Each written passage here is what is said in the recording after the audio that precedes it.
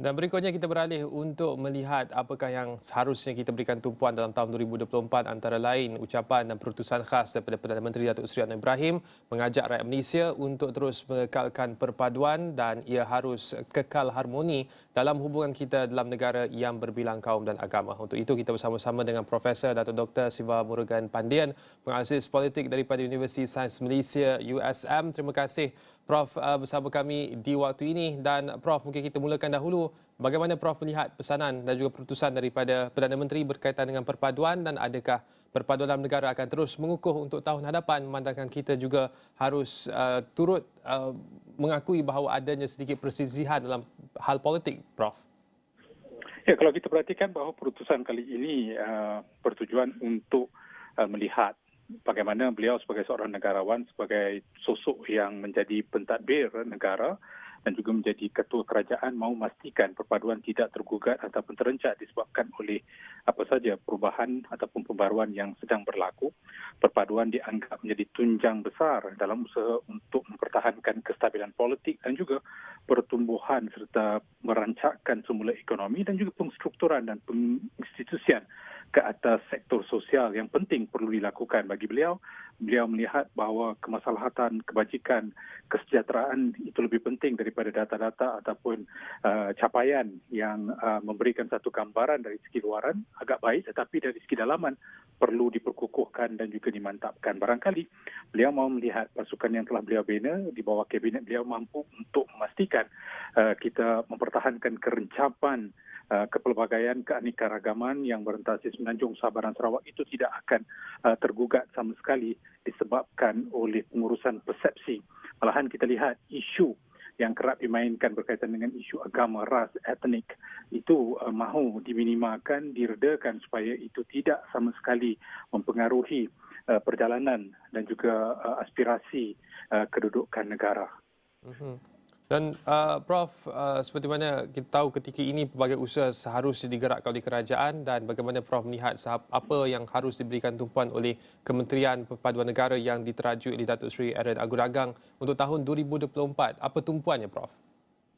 Ya, saya rasakan bahawa kita harus melihat koordinasi yang lebih intim, melahirkan satu keserasian di dalam kelompok yang merangka, melaksana dan juga mencapai kumpulan sasar agar ketiga-tiga ini sinonim dengan pergerakan dan juga perubahan yang mahu kita lihat untuk membolehkan penyatu paduan, kesepaduan dan juga perpaduan itu dapat dicapai.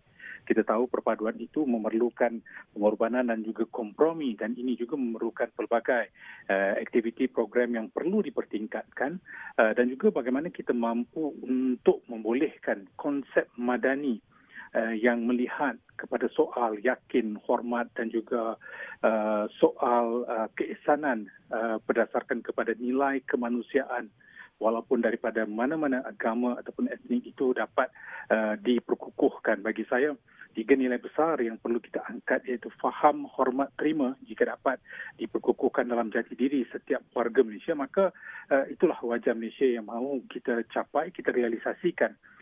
Dan ini juga perlu dilakukan di bawah Kementerian Perpaduan Negara. Misalnya bagaimana kita mampu untuk merayatkan kepimpinan, melahirkan lebih banyak tokoh yang boleh menjadi idola, teladan dan juga memanusiakan apa saja dasar dan juga polisi yang mahu dilakukan supaya itu memberikan gambaran, isyarat ataupun mesej yang cuba dibawa oleh kerajaan bahawa tidak akan sama sekali berkompromi dalam soal perpaduan yang menjadi tiang seri kepada perubahan dan juga pembaruan yang mahu dilakukan. Perpaduan itu dianggap penting dan saya percaya apa saja yang mahu dilakukan ini memerlukan iltizam dan juga iktibar daripada pelbagai pihak. Ia bukan saja menjadi tanggungjawab kementerian semata-mata, ia menjadi tanggungjawab bersama.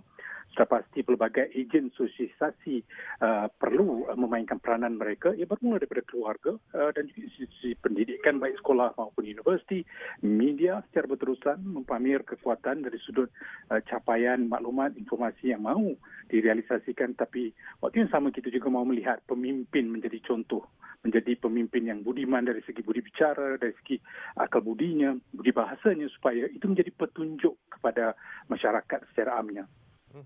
Pemimpin harus menunjukkan contoh dalam persisihan yang sedang berlaku ketika ini. Adakah Prof yakin untuk tahun 2024 mungkin sedikit kendur pertembungan yang akan berlaku? Ya, dalam konteks negara kita, apabila pelbagai parti politik dan juga personaliti ini kerap menggunakan isu agama dan etnik untuk meraih sokongan, itu tidak dapat dielakkan sama sekali. Tapi jika sekurang-kurangnya dapat diminimalkan, saya percaya itu akan dilihat satu pencapaian yang memberangsangkan. Pasti kita mahu melihat pemimpin yang boleh mengenepikan soal-soal ini atas kepentingan sendiri dan atas kepentingan politik kepartian, bagaimana mereka mahu melihat bahawa sebenarnya negara perlu mempunyai suara yang lebih besar dalam mempertahankan nilai-nilai yang telah dikongsi selama ini. Ini tidak boleh diruntuh, dirobohkan sekelip mata hanya disebabkan oleh kepentingan politik.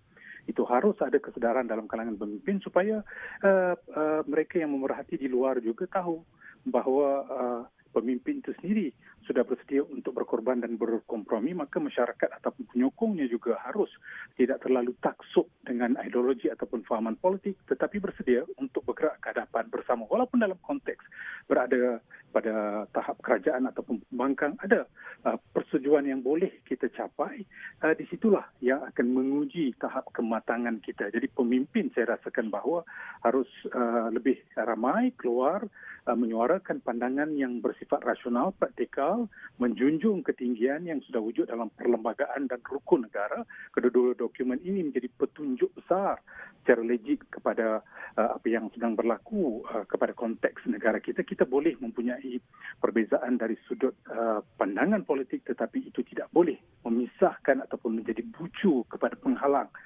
sehingga gagal untuk kita menggali kejayaan dan juga meraihkan perbezaan itu sebagai tahap perubahan yang mahu kita lihat pada tahun 2024. Baik, terima kasih Profesor Datuk Dr. Siva Murugan Pandian, penganalisis politik, berkongsi pandangan untuk konteks perpaduan bagi tahun 2024. Petanda Valtekel. Prof, selamat tahun baru dan untuk waktu ini kita akan berehat seketika kembali selepas ini.